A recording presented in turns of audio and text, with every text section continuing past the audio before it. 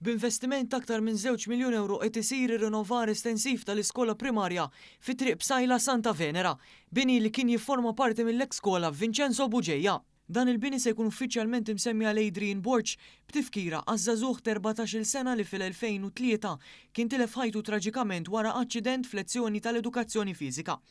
Borch kien miet fis-27 ta' Ottubru ta' dik is-sena wara aċċident fil-bitħa tal-iskola waqt li kien qed jilgħab ma' sħabu u l-asta tal-futbol waqgħet fuqu bil-konsegwenza li sofra ġrieħi serji f'rasu.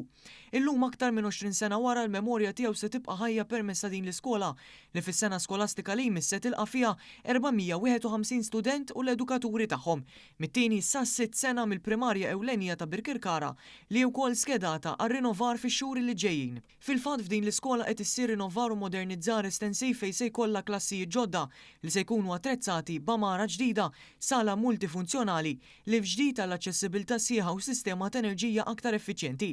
Dan l-investimentu parti mill-IDU Infrastructure Program li b'mod komprensiv se jara 91 miljun euro investiment fl-infrastruttura edukattiva fuq 100 skola fuq perjodu ta' 13-il sena. Il-Ministru responsabbli mill-Edukazzjoni Clifton Grima qal li l-iskola se tkun xhieda mhux biss ta' investiment fl-infrastruttura edukattiva imma wkoll ta' rispett lejn il-memorja ta' student li miet fil-post fejn suppost kien sikuru protett.